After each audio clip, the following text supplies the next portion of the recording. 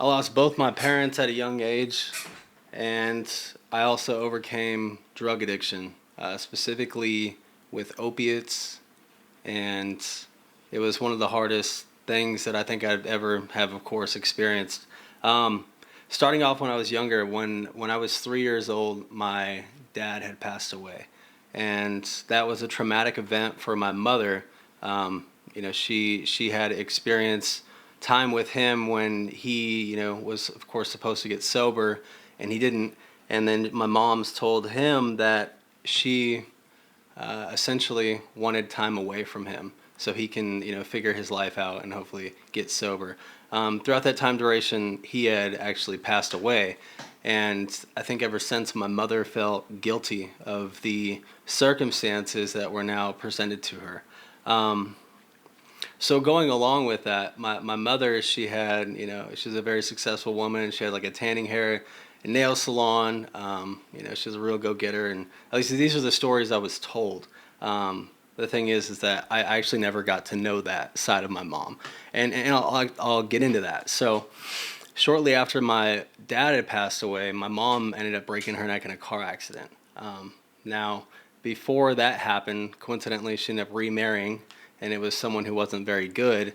I try and imagine why she would want to remarry, at least so rapidly. And I know myself, the reason why I may want to is because I would want to feel not what I'm feeling. So in order to do that, I guess sometimes when we experience loss, we want to immediately, for instance, a pet dies, we want to get a new dog, right? Well, I guess it's a similar thing with that. But unfortunately, this guy wasn't the greatest thing. I'll get into that as well. So going back into my mom, she actually had a car accident. It was shortly after my dad had passed away, and she broke her neck. So that means like doing hair, doing nails, all that stuff is not going to happen anymore, right? And the downside was, she was in the hospital for a long time, and throughout that period, of course, they are giving her painkillers, and throughout this painkiller experience, what ends up happening is, of course, she gets addicted to it. And I grew up in a home environment where there wasn't really much going on. The only thing I had was my grandparents who were there, and after they had passed, I essentially felt like I lost all stability that I potentially had ever had in my life. And that was the turning point for me and what I had experienced. So, yeah, I mean, I recall, every loss that occurred at a young age after that, like my dog, and just so many things. It would just throw me so far over the edge to where I just couldn't handle. It was so difficult for me to try and I guess stay a course. So that all had happened, and I had tried to figure out what to do and how to live life normally, and I was comparing myself to others, in the aspect of uh, growing up. There was other kids who had fathers, and I didn't have one, but like for instance, the kid across the street would go and ride quads with his dad, and they'd go I guess have all this fun, and yet I was always stuck at home, so uh, that was difficult for me. And I think along with that, I did resent my mom because um, I just felt like it wasn't fair for her not to be there for me. And the reason I bring all this up is because I feel a compelling conviction, um, just to share my story, because I feel holding it in to myself and not sharing it with the world or others will do me and everyone else a disservice, right? Um, I think it's important to help others, especially, me, when I was a kid receiving advice from others, they were telling me, hey, you shouldn't do this, you shouldn't do that. And, oh, if you do that, it's going to lead to this. And um, I didn't listen to it. I didn't respect it because I was like, you don't know how I feel. Like, you have no idea what's going on inside me right now. And I'm not even, you know, 10 years old, so for instance, that's an example. But, so I feel God has called me to share my story, and I guess I hope that it does help impact the world. Because I know there's people out there who are struggling with, addiction, loss of parents, loss of what have you, and it's not fair when you don't have guidance, and you also feel like when you feel alone inside as well. That's also the hardest time I guess really think of the for instance, this water, if it's half full or half empty, it's really hard to see those things. So that's why I'm sharing this. So growing up, it was interesting. We didn't have much food in the house. I had to ride my bike to the church to go and get food, and there wasn't really much food at all, and you living off of cereal and whatever I can get my hands on, and bread, and that's just kind of how it was. And that was particularly after my grandparents had passed, and that was let's say about when I was 9 years old. So that being said, after they did pass, I had lived with my mom, of course, and she was like there, and it was like, of course she was there. She was always there in the house, which is, I can get to that, but she basically was always bedridden. Like she had like a hospital bed. It was at the house, and she just stayed in it, and she just took her pills and whatever it was. And I guess me at a young age, I took the caretaker role. So that was like me for who I was. That was my duty. Essentially was taking care of my mom. And as I've learned, as I've grown up, that's not really any way for a child to live his childhood. It's like, I remember looking at everyone else and being like, man, like, what are you guys laughing at? Like, for instance, everyone else who I'm in school with, and like, just thinking that their jokes and everything is just really immature, So the reason I bring that up is it forced me to grow up very quickly, which I guess, it is what it is. It's just the path that was laid out for me. And a long time, really, a lot of my entire adolescent life, I played the victim. So yeah, that was the hardest thing. So I could backtrack a little bit, but so like I mentioned, my mom, she had remarried, right? That guy was abusive. He would hit me. He would, if you talk back, you get a bar of soap in your mouth. Just stuff like that. And the downside of this was, my mom, she was in her hospital bed, and she wasn't there for me to speak to. And also he also put it in a position to where I wasn't allowed to go and speak with her, otherwise I was gonna get in trouble or something. So that was hard.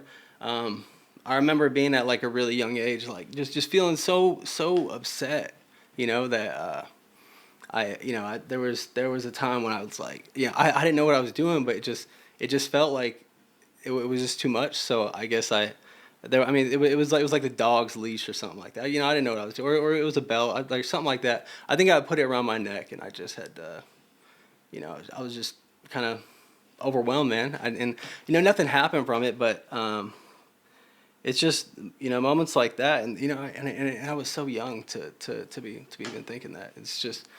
It's pretty wild. If you, I guess, look at me now, it's just like, wow, you were that, like, a lot of people wouldn't believe it.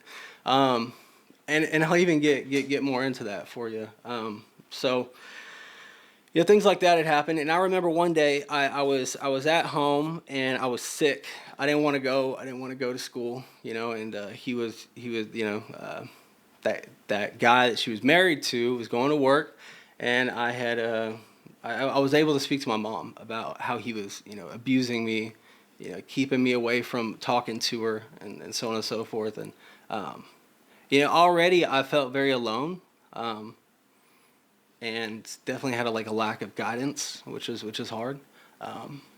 So that being said, I was able to talk to my mom. She was like, I guess had the strength to try and like take a shower or whatever, and I told her what was going on, and it was an impactful moment for us because she had said, okay, I'm gonna leave him, and that was powerful. I guess, for me, because I don't know, it felt like, okay, there's going to be a new beginning for me, and I just wish that moving forward, my mom would have been able to play more of the part of being my mom, so. Uh, but I mean, I'll get into like how that didn't really play out, but so anyhow, I get older, and high school comes around, and you know uh, my mom wants to be like the cool mom, so it's like sweet 16 birthday. She like she was cool. She wasn't like anything like she bought like 236 packs for me and told me to throw like a little party and all that. And I guess I honestly I don't know why she did it besides just to try and be cool and be friends or whatever. But I'll kind of lead more into why maybe she had done that. So previously my mom was always bedridden, and she wasn't really doing much, and I guess she had lost her drive and everything after losing her job, losing her business, and then not only that, but of course with my dad. So leading further into this, with the loss of my dad, she might my mom would tell me of how it was hard for her to look at me, because I resembled my dad so much, right? And that was always hard to understand. But me, I always had so much time on my hands when I was a kid, so I would just ride my bike around. I'm a social butterfly. I've always liked talking to people. I wasn't afraid of ever talking to anybody, because I wasn't. I've always had like a profound love for people, in the aspect of just it just there's something when you get that spark, when you just get to know somebody, and I've always appreciated that a lot. So me, I was riding around the neighborhood, and I'd met this like married couple, and they were I don't know, I think they were smoking cigarettes outside their house, and they had invited me in for food, and they started asking questions. Oh, so where's your mom? Like where's your family? Stuff like that. And I was like, oh, my mom, she's sick, whatever. But yeah, so what happened with that was, long story short, he was married, and my mom became friends with the wife, and then um, I guess, well, my mom ended up taking the husband from the wife, which is unfortunate. And I guess later on she had passed away from like, I think it was just like drinking, and I can understand how that would have an impact on her. But then again, like going back to why, I guess she had left and bought me 236 packs, so that she can, I guess, I don't know, like go to a hotel. She said, oh, we're just gonna go to a hotel and just hang out, like her and that guy. So, but the reason I bring this up is, I think throughout the things that I had gone through, I didn't need a best friend. I really just needed a parent, and that was the biggest thing, is having a parent to be there to parent you, to guide you, to direct you, to lead you through the trials and tribulations of life, and give you the skills that you need to persevere. And that was what I needed. I really didn't need a friend. And then going into before this, on how my mom's behavior and actions were. I was an angry kid. I remember elementary school. I'd gotten in a fight with somebody, and it was like a parent-teacher conference thing, but it was like with the principal. And my mom, she would never drive. She would never drive, but she drove to this one. And it was a meeting with the principal, and it's like 8 o'clock in the morning, whatever time school starts. So that's when this meeting is, and my mom, she ends up like waiting for the principal, and of course I can't be there. They send me off to go to class, and then they were going to talk with my mom, and then by the time the principal walks in, my mom is actually passed out on the desk, like head first, and clearly, they already knew that there was home problems going on within that. So my mom ended up getting arrested and that was within elementary school. And the issue with this is, I grew up in a small town, okay, and all I wanted was, in my mind, I just wanted to be normal, I just wanted to not have like a special story. I didn't want people to feel bad for me, but I like as a requirement to get to know me, like people start asking me questions, and I'm gonna tell them the truth of like what's going on, or like, hey, how's your mom, or oh, what do your parents do, just normal questions that come up when you get to know somebody. Of course, I'm gonna answer them, and then inevitably with that, people would feel some type of way, like feel bad, and like start treating me different. And I didn't like that. I just wanted to be treated normal. But the issue with this was that I had experienced, and this is actually was not in a good way, of course. But all the like I ended up being like the talk of the school. My mom had gotten arrested at school. The cops came, like they towed her car, and I ended up going to CPS, Child Protective Services, and that was scary. I didn't know what to expect. I didn't know what to feel. I didn't know what to it was just, man, it was just like another setback. And that was elementary school. So they were trying to figure out, hey, well, you need to have somewhere to go because your mom's going to jail. So you need to figure that out. So around that time, that there wasn't many options. So luckily, while my mom was in jail, one of my school friends, my only school friend, and the reason why he's my only school friend, I will say, is because his mom went through a similar thing as mine, and throughout that, we had that similarity, and we could talk to each other, and he already knew, so that was cool. But I remember going in with them to stay while my mom was, of course, in jail, and with that, I stayed with them for a while. Got to hang out with my best friend. It was kind of like a cool, fun thing, and but of course, she ended up getting out, right? Of course, so then I had to go back. But the ultimate thing was the lady that I'd stayed with, and her husband, and my best friend, her mom, or his mom was experienced the same type of addiction that my mom was. And the reason why, however we even knew each other was, man, I don't even remember. I think it was the same thing. I was riding my bike around, and then of course, whatever. And then I honestly, I don't remember exactly how my mom became friends with this lady, which is my friend's mom. But one of the other downsides to this was, so I guess they were hanging out, and well, one day they were hanging out, and I don't know what happened, but they weren't hanging out, or something had happened, and then his mom had actually had like overdose, and then they knew that my mom kind of did the same stuff. They would hang out. I probably imagine, maybe, I don't know, do whatever together, and then after that had happened, that was very scary, and it was very sad, for me, and also for my friend, and my friend's dad. But the other downside to that was I had lost I had lost a friend then, because out of all the people who were able to hang out with me, that the school didn't really judge too much. It was that family.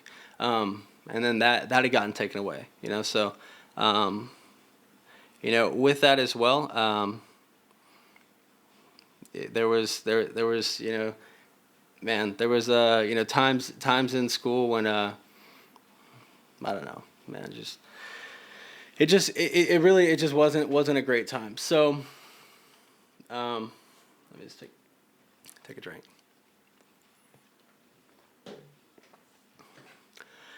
There, there was times when I had I guess trying to take what I can get in terms of like friends or whatever. And I was young, I didn't really know much, but yeah. For instance, I was hanging out with one of my actual other friends that I had met, and then he had an older brother. But then it was just weird, man. I had experienced this kid's older brother, like trying to touch me inappropriately and stuff, and I'd experienced that and kind of gone through that. And I do bring that up because this is just all a part of the story. But with all that being said.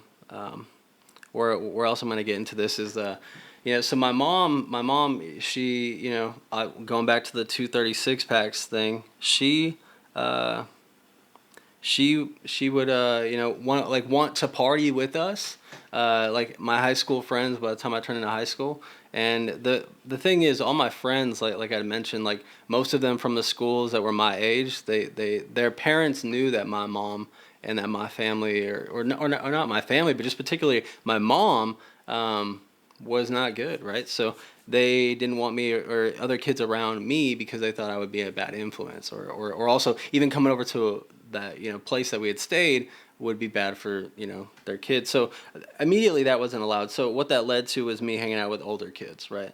And then of course with the older kids that we're hanging out with, or that I'm hanging out with, they're not doing good stuff. Like they're doing drugs and drinking and like so on and so forth. And it's just all that led into just like hard drugs being introduced. My mom like wanting to do drugs as well with us. And then so that all led into that bad stuff. And then me dating someone who's also hooked on drugs. And it's funny because it's not funny, but it's ironic that we will seek out characteristics of our parents and our partner, right? So throughout my younger life, I would look for women that had the same toxic characteristics as my mother, right? And then as I look at that now, as I'm older, we want to go with what's comfortable, right? So for me, clearly, that was a comfortable dynamic for me. So I'm going to seek that out, right? And that is what happened with that. So, of course, that wasn't good. And of course, that led me into getting onto drugs as well. And particularly, there were older women that shouldn't have been dating with me anyways. So that had happened. And then me and my mom, we had had a relationship to where I think she was like one of the I think it was like the first person I'd smoked weed with, and kind of done all that. And then of course that leads into other things.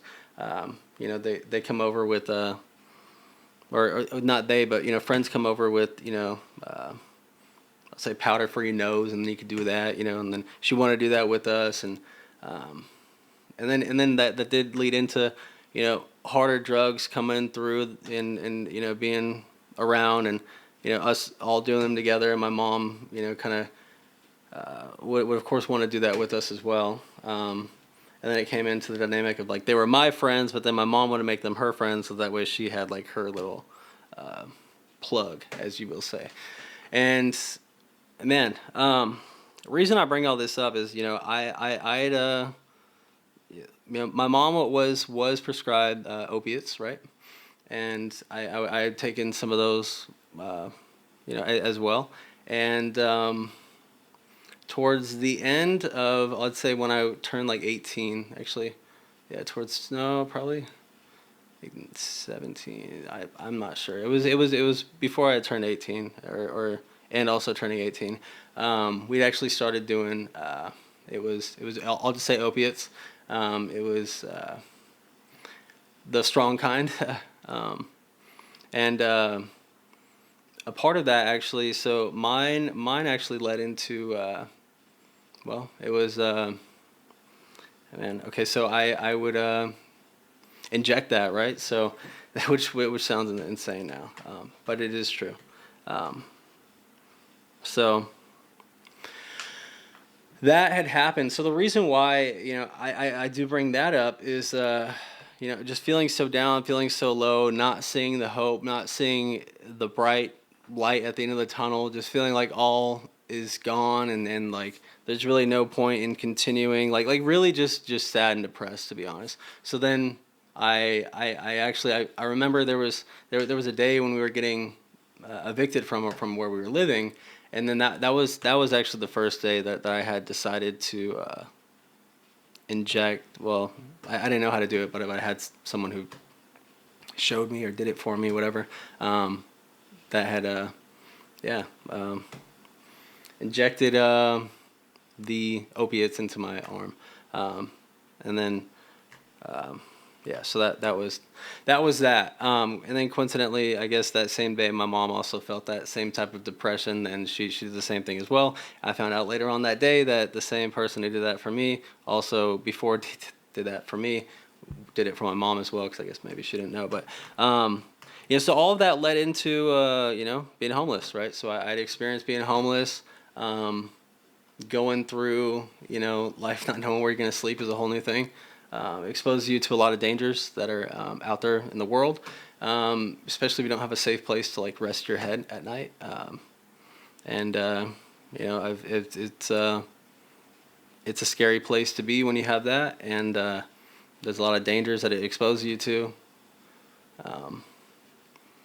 And yeah, so that had happened, but I had a choice, because of course I was obviously on drugs and so on and so forth. So I was basically was told. I mean, so your first couple convictions, if you get arrested or what have you, they give you some choices, and those choices come out to be, okay, so you can either, at least for me, it was you can go to rehab, or you can go to prison, and I chose rehab, and I'm glad I did, and there was other people who had a different mentality, in terms of who I was incarcerated with, that thought that going to prison was like a cool thing, or whatever,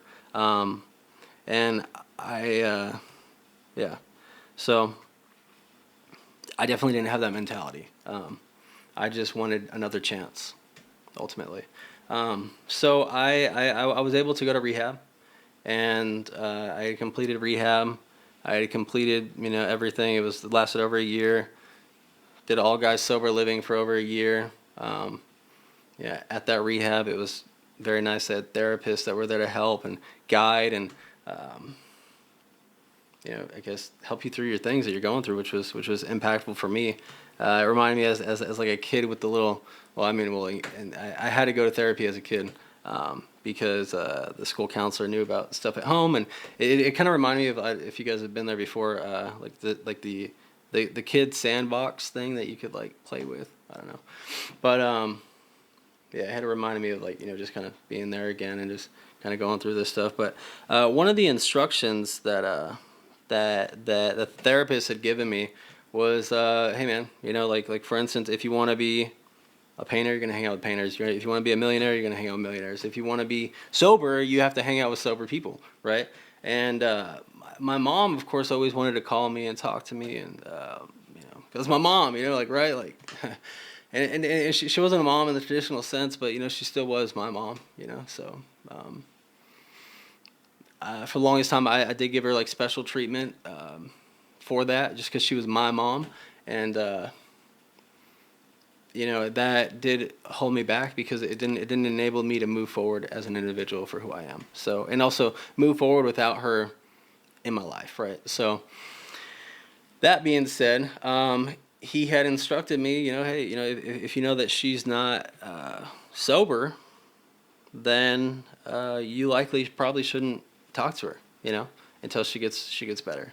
And mind you, my mom was the last person I felt like I really had, like of course in terms of a parent, and I always held on to that real tight, and I always wished and envisioned that somehow, some way that I could give her her purpose back, and maybe make it to where she had a way to do her tanning, hair and nail salon again, and just hopefully just be happy again. So that was my wish, and that didn't happen, but it's okay.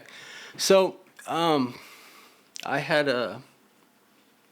not talked to my mom for a while, of course, right? And well, she had ended up overdosing and passing away. So that happened, and then that was hard for me because I just I had felt, of course, like, what if I could have done something, or what if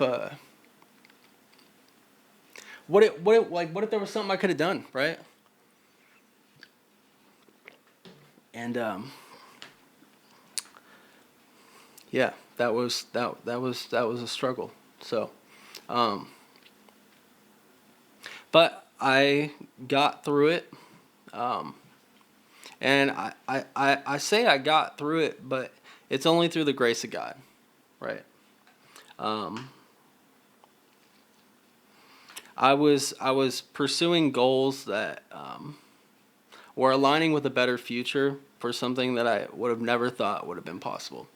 When I was younger, I actually couldn't imagine living like, even like I literally couldn't imagine like the next 5 years, like even how it would be, So the fact that I was already on such like a right path, it felt, it helps, and particularly, I believe things happen in line and they happen in order, right? So before my mom had passed, I was able to apply for a real estate license. But in order to do that, you couldn't have a criminal record. So I had hired an attorney to expunge all of the criminal record, stuff. Um, and that fortunately did work, and it did go through. And that was a blessing because I didn't have to work at like construction jobs, or I didn't have to just be at jobs that I guess they would judge you for your record, and also not hire you, which is fine. Like I understand, I get it, but it was nice to have those new beginnings, so I bring that up just because um, it wasn't all easy, after that, but so she had passed, and this was around, I think it was like 2019, I believe. And me being a guy, I just of course want to run from my feelings, right? Like, or almost not acknowledge them, and realize that they are real, or they are there. Um, and you know, uh, I ended up moving. Well, let me back step. So me and this girl I was dating for like 2.5 years, something like that. Not probably a little bit longer. Probably, I don't know. Closer to 3 years.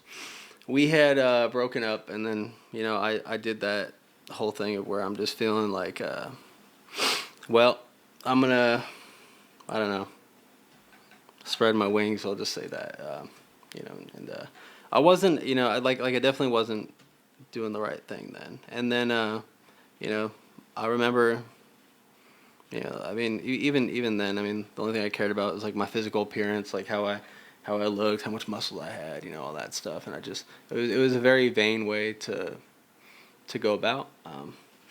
But with that, I ended up getting a job in another state, and I just kind of decided to pick up and want to leave to provide I guess a new something for me, because where I was at currently was not a good place. It felt like I had experienced the loss of my mother, and then also going through that breakup. Of course, it wasn't good. Now, were there things that I could have done differently? Absolutely. I could have done things differently that probably would have presented a different outcome. But we do go through things to learn and experience and grow, and it's all part of the story. And I don't think I would change anything, because it has turned me into the man with the knowledge and wisdom that I have today. And going back to the other thing is, it would be selfish of me to not share it with the world. Um, and that is what I feel that my calling is here for. Um, is because, once again, I know that there's other people who have gone through things that don't see the light at the end of the tunnel. And and it was all through, the grace of God, the reason why I've been able to overcome all of this, I will say. Even at a young age, I would always get mad, and I would actually yell and cry, like, oh, God, why would you take this from me, or like my parents, dog loss, what have you, and like I never understood, but long story short, well, not long story short, because this already is a long story, but the, I also say this because, of course, it takes a long time for me to realize kind of what is going on, like entirely of like a part of God's plan. So, going back to what had occurred. So, after that loss, I had moved here with where I'm at now with I'll just say a friend, and yes, it was a girl, and things were going okay, I suppose, but then again, it was just. It was likely. I mean, I was alone, to be honest, and it was just things shouldn't have went down like that. I should have not felt the way I felt, and should have had more stability within. But I just felt that I wanted to escape from like where I currently was, and so I ended up moving, and then life ended up doing its thing. I ended up working for like this like door to door sale thing, which is like you deal with a lot of rejection. It is what it is. But I bring that up too because like around when I moved initially, I had gone through the holidays alone. Okay, so I bring that up because that led to me drinking a lot.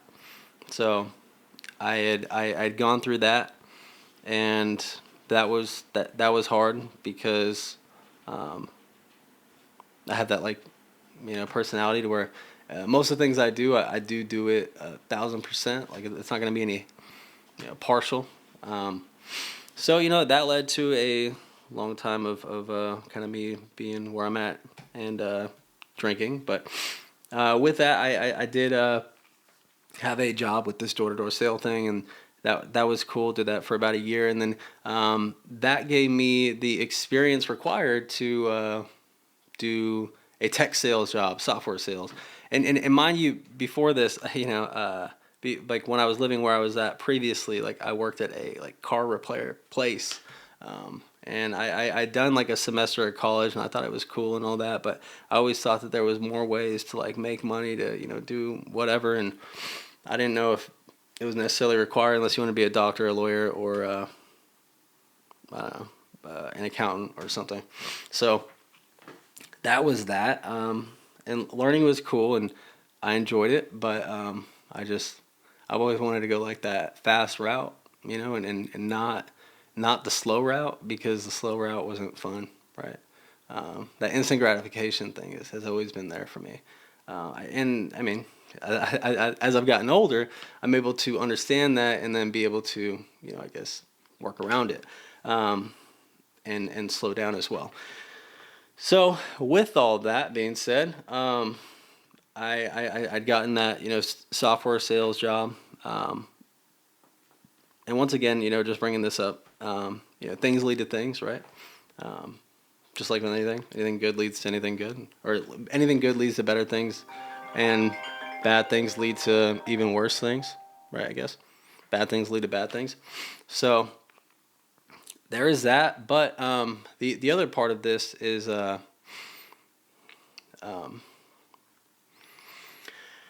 I working in sales. You are viewed as a quota driven thing, and you do get viewed based on how much money you bring into the company and so on and so forth. And it did to me feel like you are only as good as your last sale, which is true, and it's fine because I accepted that, but it still wasn't entirely fulfilling, right? So there was that. So I knew that I accepted that, and I would pray I would pray to God, and I would ask Him to show me and guide me and lead me to what my purpose is, and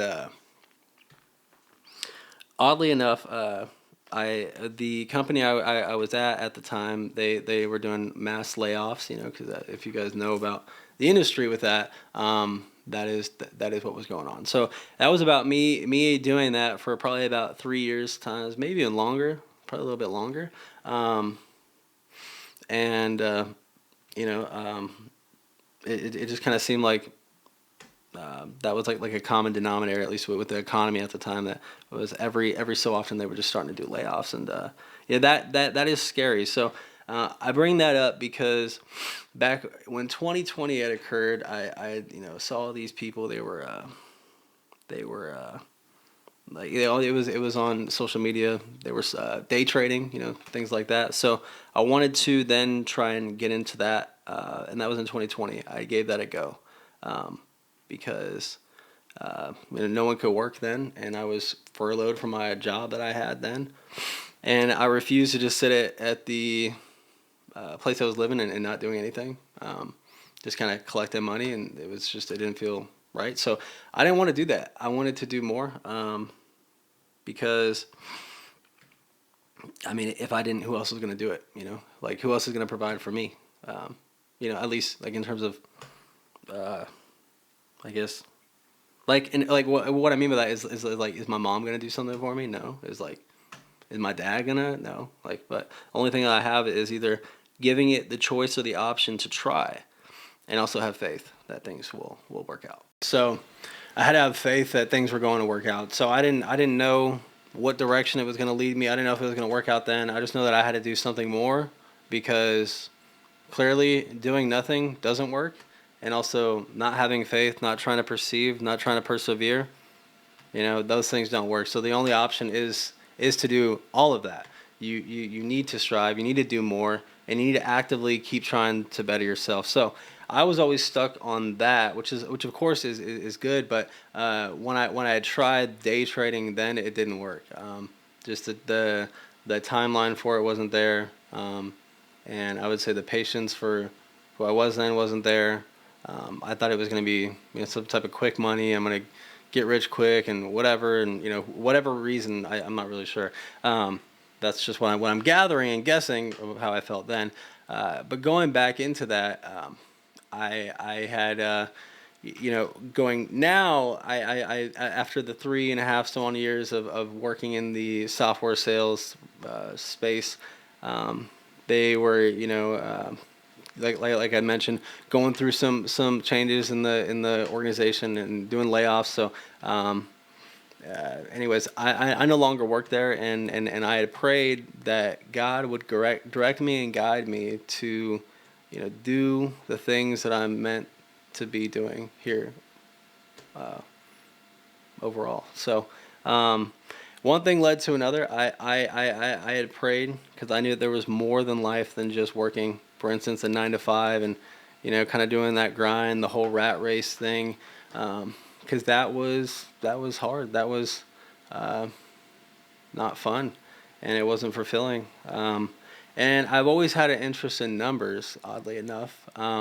So I was at the gym one day, and I had met this guy who claimed to be a guru, and wanted to, or he does day trade and all this stuff, and he'd show me these things with all this, I don't know, success that he's had, and I guess I just kind of started seeing only the good and what he was mentioning. Long story short, it turned out that at least what he was trying to teach me didn't work, and he did charge me money to try and learn from him. But what that did was number one, it didn't work. Number two, I unfortunately had to spend money then to try and do it, but it gave me the opportunity to then be willing to understand sometimes for things to work, you need to pay for the knowledge of others to be shed onto you. That way you can learn from them in terms of like how they had become what they are today, right? So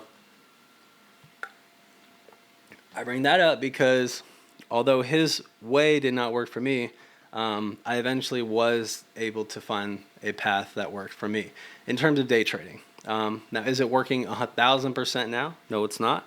Am I making as much as I was? No, I'm not. At least not yet. But I have faith and courage that it will, only get better from here. And the reason I bring that up is because I had prayed and asked God what I should do and how it will work. And mind you, there was another loss that I had experienced, where it was my grandmother had passed, and she had left just a little bit of funds for me, and I was coincidentally I was unemployed and also had those funds at the same time, so I wasn't necessarily so scared of what is to come, because I knew I had now had an option of what I wanted to do, right? And then I wasn't so forced into I need to continue with what I was doing then. So I was grateful that I then had that as an opportunity to then take a moment to try and figure out the things that I was supposed to be doing. And what I believe will happen is, with this trading, I do believe that I will hopefully be able to provide an income that is consistent for myself, and be able to live off of, right? But oddly enough, what had happened was I had gone through the money that was left to me, just off of living. It was just off of buying just normal stuff, and I also didn't necessarily know how to manage money, when I had it then, and even there was probably things that I could have done differently with it, absolutely. But I remember I was down to just very, very little amount of money, and what had happened was I had actually prayed, and this was a night when I didn't have much money left, and I thought I was going to have to go back to the workforce. And what had happened was I had prayed and I had asked God. I was like, hey, I prayed for a purpose of something other than what I'm doing now, to be what I'm doing, right? And I believe that He had introduced me to that. God had allowed it to where I met that guy at the gym to then introduce me into the realm of day trading again. And then I'm gonna get into more of kind of how all this works. So I was down to the very last little bit of money, and I was worried. Okay, I had prayed. I said, hey, God, you'd put me on this path, and I am feeling fearful because I don't know how much longer I can make this little bit that I have work.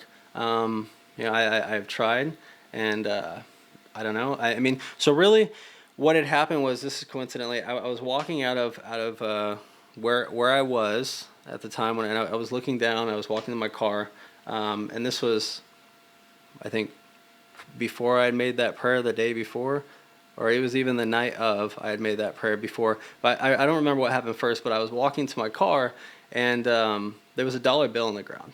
And I didn't think much of it, but I wasn't like scanning the parking lot or anything. I was literally just looking down, and I was looking to my car the same direction, and there was a dollar bill. I didn't think anything of it, so I picked it up, and I was like, oh, okay, cool, $1. So I put it in my pocket. Okay, there's nobody around. I was like, okay, well, clearly nobody dropped this that I see here, so I can't give it to anybody. So I grabbed it. I was like, that's cool, I guess. Yeah. But what the reason I bring that up is, I don't remember the last time I actually held and touched money, right? I mean, the aspect, because we're always using, like cards and to pay for stuff, so we don't understand the tangibility of the physical amount of the funds, right? So there was that, and I didn't think anything of it at the time, and I had literally, I think it was that night. Then after that, I prayed and I asked God, what do what is to come? Like guide me. Like I don't understand. Like I had been put on this path, I feel, and I'm scared now, because now I don't have much left to proceed with this. And what had happened was, I had previously entered a while back in this like giveaway thing, and it was for a vehicle that you can win, or also money. And the me person that I always have been, right? I like cars, right? I've always had an interest in them. They've always been cool. And I coincidentally the next day, well, that was initially why I had entered, and it wasn't for the reason of the money. But I came to my senses that okay, so the next day I actually won this giveaway thing, and that was amazing. And I didn't expect it, I didn't anticipate it, but it happened, and I knew that God was once again answering my prayers, right? Um, and it was such a profound moment for me that was actually so surreal, um, that I literally wasn't able to understand even like all the loss and everything I had been through, and all the trials and tribulations, and the scary things that life has presented. um, that was really hard to go through. So the fact that I got another chance and I had prayed on it, and then the old me would have selected the vehicle. Okay, the old me would have, but I didn't. I didn't do it then. Um, and what I had selected was the money, right? Of course, because that is the responsible thing to do. I need to have money to live, and a cool, nice car would be nice, but it's not what I need, right? So the reason I bring that up is because I found the dollar in the parking lot the day before, right? So these little things like start happening, right, in our lives. But afterwards, I had realized like I've, of course I have surrendered. Like when I was in rehab prior, I'd been in many rehabs, and after X amount, I had finally decided that all right, I did want this for me, and I actually made that choice. And then I remember at one of these rehabs I was at, there was this guy who was like a chaperone. I'll just say that, and he was like reading this book, and I was just asking him about it, and it was a Bible. He's a biblical man, and he asked me if I had given my life to Christ or not, and if I've accepted Him as my Lord and Savior, and I was like, what, and I didn't really know much, and I was just a stubborn kid, but anyways, I'd done it that night with him, and he had instructed me how to do it, and I think ever since then. Um, like I believe that God has always been working in my life for me, and yet I haven't really gone the extra mile to acknowledge that He has been there, and I think He was always working in the background without me realizing it or understanding it. Um, that's what I think. That's what I believe. So um, I had done all that prior, but mind you, when I had won this, and then of course, I've gone to church, and I still do go to church, and so on and so forth. But anyway, I just wanted to bring that up. But after I had won this thing, which essentially gave me another opportunity to then proceed down the path that he had set me on, which was initially day trading. But this is my belief. I think day trading will provide enough to live off of to where I don't feel like I am in the rat race, right? And then that's all I'm looking for is just enough to live off of, and if I can make more, that's great. If not, then it is what it is. But I want to learn a skill, obtain it, and then have it to where I know it and no one else can take it from me, right? And I think that is the ultimate thing. It's like learning a trade, You learn how to do carpentry. Well, I guess you can build houses and no one's going to take that from you. So similar thing here, but yeah, like I said, the charts, looking at stocks and so on and so forth, it does interest me. So um, I've always wanted to get into that as soon as I found out about it. So I'd won this money, and that money wasn't. I wasn't excited about the money. I was excited about the opportunity that the money provided me with. Right. I was like, so I can continue down this path, continue learning, and actually, you know, hopefully figure it out fully. So with that being said, that exact night that I had won, I was tearing. I was crying because it was so unreal. Um, just how God has delivered for me in my life. Um, I didn't ask to win this thing, um, but it happened. Um, so I was cheered up, and then I actually had this Bible, and I was reading it at the table, and mind you, I've always I haven't understood the reason why I had lost so much uh, in my life so far, as in like in terms of parents and family and so on and so forth. But I was reading in the book of Genesis, right? So this is the first book of Moses called Genesis, and there's a part where he talks about, well, really in the beginning, God created heaven and earth was without form uh, to vivid and dark, to vivid and darkness was upon the face of the deep, and the Spirit of God moved upon the face of the waters. And God said, "Let there be light," and there was light. And God saw the light, that the light was good, and divided the light from the darkness. Um, and God called the light day, and the darkness, and He called the darkness night. And eventually, I'm sorry, uh, in the evening, and the morning were the first day. Um, and God said, "Let there be a firmament of the mist of the waters, and let it divide the waters from the waters." Okay.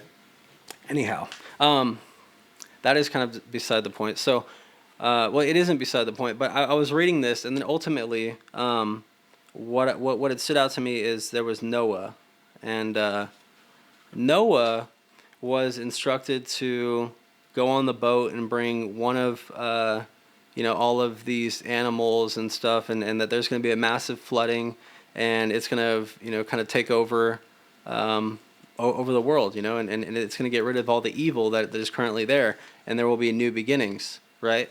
So what I had realized was that he knew that Noah was good, and he wanted to preserve it, and he wanted to remove all of the evil around and surrounding Noah, right?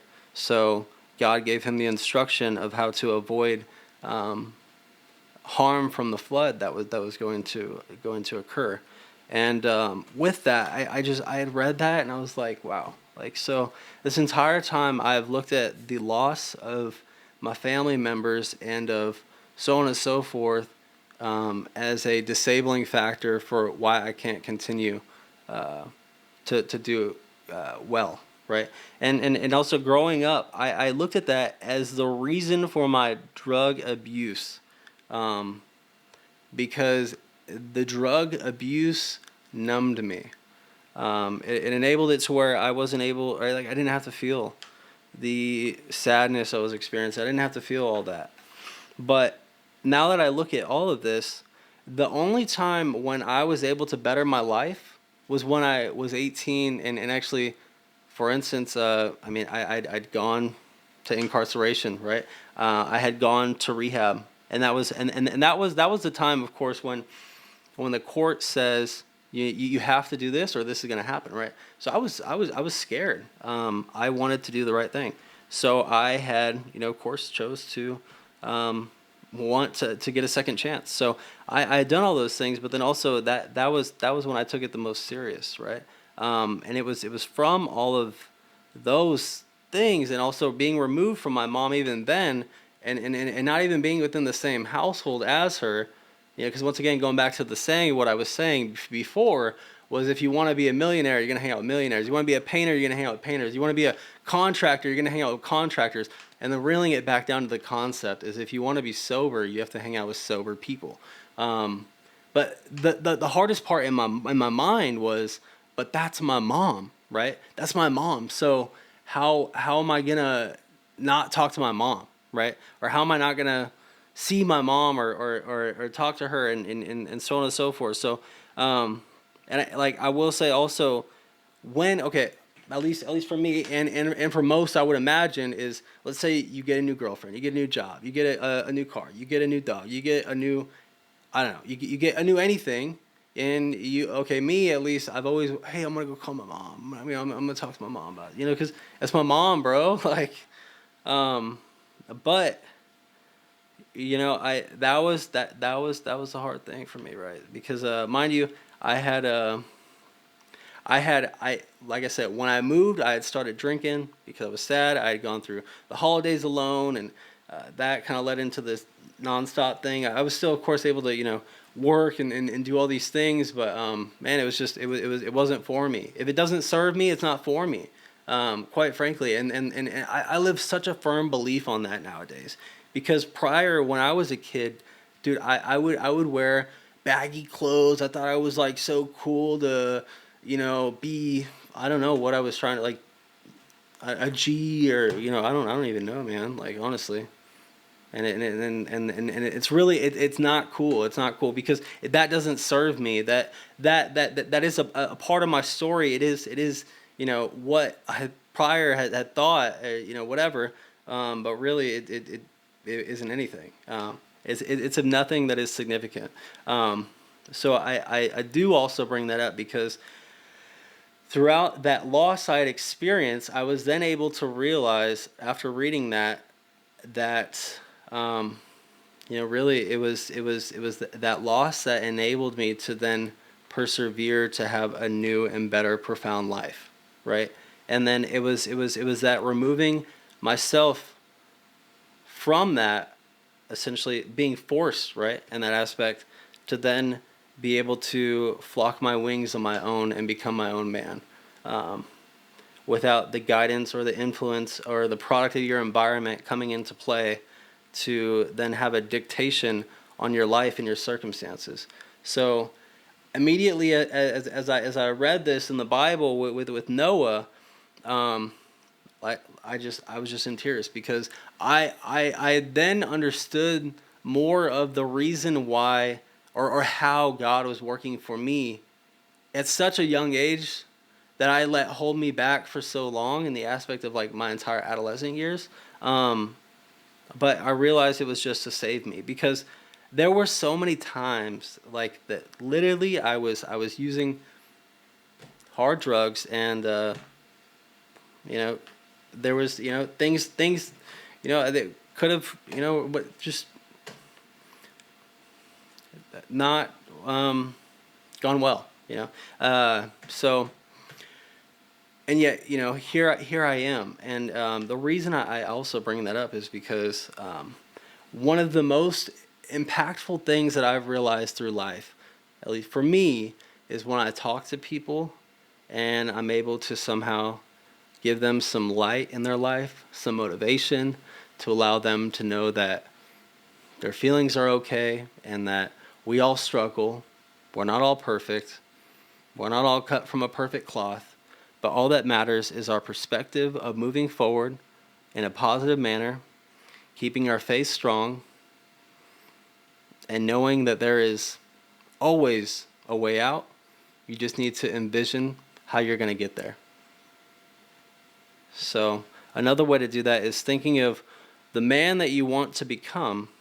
What decisions or choices would he be making?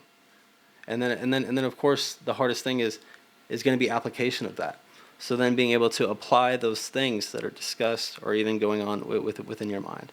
And that's the ultimate thing. But I think all this comes down to, so what I'm going to do is share my experiences,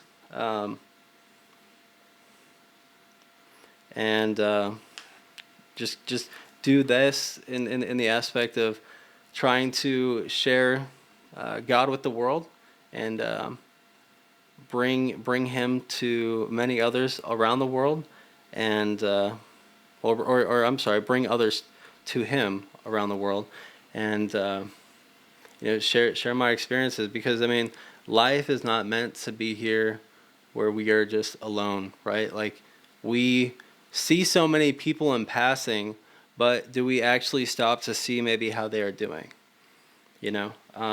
That's the ultimate thing, and the secret to life is giving, and that is also like the purpose to life. So if I'm able to give my experiences to others, and if they're able to impact and help and encourage others that there are ways out of what they are currently experiencing, then that is the ultimate payment for me, because I know that I'm at least doing good in helping others, and hopefully letting others know that there is always a light, there is always a way, and the moment you quit is the moment that you've lost. And it's important not to quit, and it's important to know that, you know, even just a quick prayer can help so much, and just understanding and knowing and believing and having faith that God is with you all the time. There is a do I have struggles from my past? Absolutely. Do they affect me now, today? 100%. But you know, like one thing I struggle with, you know, is anxiety. I get anxious. I do. Sometimes maybe it's like a PTSD thing of worrying that prior traumas that will, you know, that have occurred will come back into my life, you know, today. And that's actually not realistic, but I mean, they're like scars that are there. And I live in fear. I mean, you know, one of the hardest things for me was, for instance, accepting a woman into my life and being vulnerable and actually loving and knowing how to love, because every time I had done that, for instance, with my mother, she had picked the drugs and alcohol over me. And that was the ultimate, you know, kicker. It's like, how can I rely on someone, you know, if all I've experienced is just kind of people just disappearing from me in my life, you know? And these were all very, very hard things. And you know, I still do worry about that. And of course, there were other things that, you know, I had gone on that I hadn't mentioned, because this would be a 10-hour long video. It's already pretty long, and you got to think about how I'm gonna upload this. But you know, it is what it is. So coming at you raw, you know, this stuff's not gonna be really edited or anything, and it's just me doing this. So, but there's a couple Bible verses I wanted to share here. So Philippians 4:6-7. Do not be anxious about anything, but in every situation by prayer and petition, with thanksgiving, present your requests to God, and the peace of God, which transcends all understanding, will guard your hearts and your minds in Christ Jesus. Another one is Psalms 34:4. I sought the Lord, and he answered me and delivered me from all my fears. You know, that's another one. It's like, I sought the Lord, and he answered me and delivered me from all my fears. So one that I struggle with even now is just the natural mind, just kind of coming in. It's not the natural mind. I mean, really, what it is it's not of God to sit there and have fears of what is to come. Because having faith is knowing that God is going to provide and deliver for me, even though I can't understand it, or I don't see it, or I don't know the path or the direction that he has for me. But I am going to come through with faith and know that what is to come is good, you know, and that he has the ultimate plan, and that his plans are going to be better than anything I could ever imagine. You know, and this is this just hits me so hard, because statistically, things could have gone a lot different for me, you know. And I feel most of you guys understand the depth of that. So another one is Isaiah 41:10. So do not fear, for I am with you. Do not be frightened, for I am your God. I will strengthen you and help you. I will uphold you with my righteous hand. You know, so that's that one almost reminds me of like the footprints in the sand, you know, kind of prayer. It's where like the prayer goes that, you know, he was walking in the sand, and he was trying to understand, hey, you know, if you're with me all the time, why do I only see one set of footprints? And it was actually because God was holding him the entire time, you know. So man, seriously, I am so touched by all of this. I just want everybody to know that if you are able to turn your life over and just have faith and ask, and also have like a continual relationship, literally like talking to God all the time, um, it will change your life like 1,000%. So, um, anyhow, another one is Matthew 6:34. Therefore, do not worry about tomorrow, for tomorrow will worry about itself. Each day has enough trouble of its own. So that's, man, just having faith. I mean, honestly, that's the biggest thing. All right, well, I'm gonna end that there. Thanks again. I hope you found this valuable, find this helpful. I guess the way this works is subscribe or like button, or I guess that's what people say. I don't really know. But either way, I hope that this helped. I hope that you found this valuable. And yes, I hope you all have a blessed day.